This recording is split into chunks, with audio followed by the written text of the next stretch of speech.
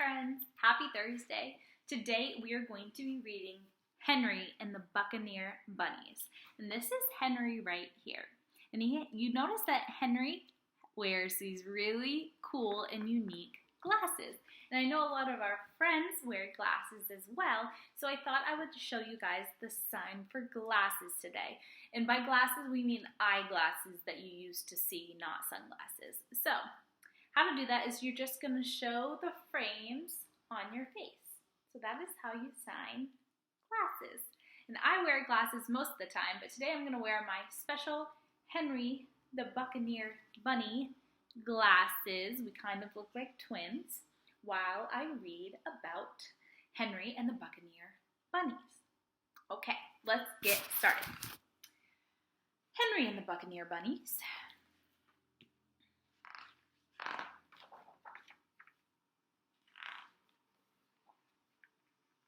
Cruising the seven seas on a crickety old ship called the Salty Carrot sailed a wild, rowdy band of Buccaneer Bunnies.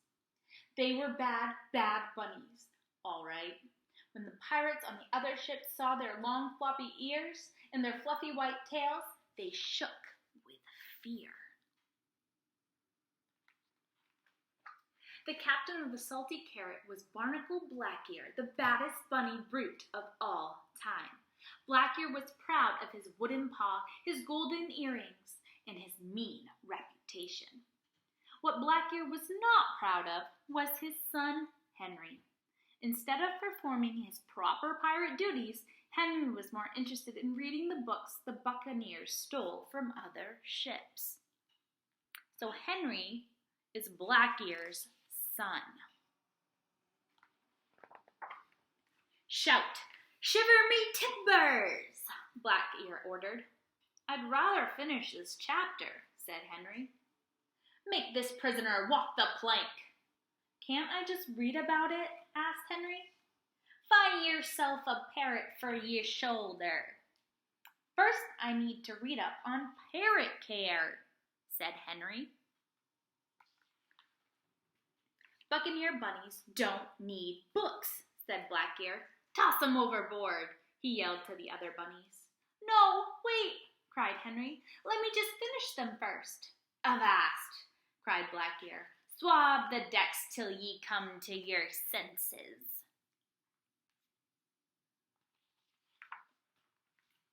And so Henry swabbed the decks day after day while reading some of his favorite books like Robinson Crusoe and 30 Days to Longer Ears. "Bet ye can't learn how to do this from a book," Jean LaHare said while sharpening his hook. Henry sighed and turned the page. "You'll never find booty like this in your book," Calico Jack Rabbit told him, holding up his stolen loot. Henry shrugged and turned the page. "Can't do this with a book in your paw," Bartholomew Bunny said while sanding his peg leg. Henry just turned another page. As much as he loved books, Henry was a lonely Buccaneer bunny, if ever there was one. Then, one morning, he looked up at the red sky and wriggled his little pink nose. He heard the parrots squawk and saw fish jumping out of the water. "If my books on meteorology are correct, those signs mean a big storm is heading this way," he thought. Henry tried telling Jean LaHare about the upcoming storm. "Excuse me, but I believe a storm is coming," Henry said. But Jean was too busy polishing his pieces of eight. "Go back to your books, Henry." He tried telling Calico Jack Rabbit. "I'm pretty sure a storm is coming this way," Henry said. But Calico Jack was just too busy admiring his tattoo of a cabbage. "Don't bother me now, Henry."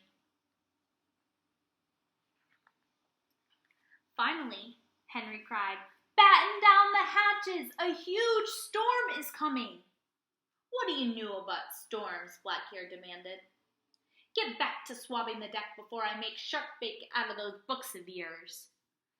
Henry did as he was told, but he kept his little pink eyes on the skies. When he saw the rats abandoning ship, he started packing up his books in an empty treasure chest. The storm started small, a few low grumbles of thunder, a spike of lightning, then suddenly a crashing, bashing, thrashing wildcat of hurricane broke loose. It shook the ship. Suffering sea dogs! It mangled the masts. Great blimey liges! It slashed the sails, damaged the deck, and ripped up the rickety old salty carrot. All that was left floating on the choppy waters were a bunch of soggy bunnies and Henry's treasure chest filled with books.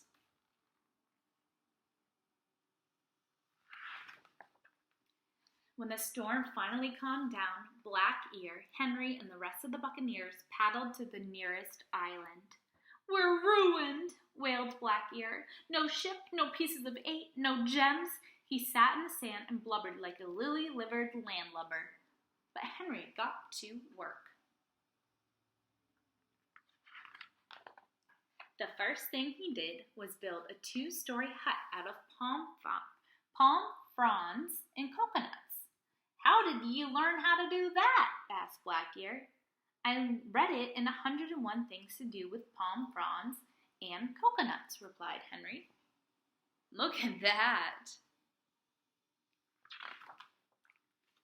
Next, he built a fire and cooked up a tasty seaweed stew. "Blimey," said the hungry bunnies. "Where did you learn that?" "I found the recipe in Quick and Easy Meals for the Marooned Pirates," said Henry. Then he made them all fetching garments from the bits and pieces he salvaged from the shipwreck. "We look like gentle bunnies, we do. What swank swashbucklers we are."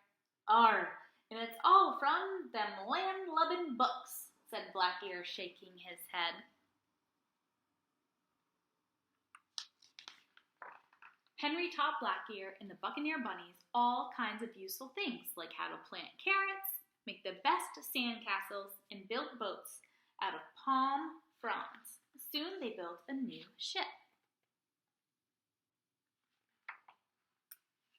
which they sailed to the library at the nearby Easter Islands every summer. Here the bunnies spent many happy hours slurping seaweed stew and reading books. "Aye, Buccaneer Bunnies will always need books," said Black-Ear. Henry just smiled and turned the page. The end. Henry saved the day with his books, which is so cool. So, we read Henry and the Buccaneer Bunnies. We learned the sign for glasses, and I look silly wearing my Buccaneer Bunny Henry glasses. But happy Thursday. Hope you guys have a fabulous rest of your day, and I'll see you again tomorrow. Bye, friends.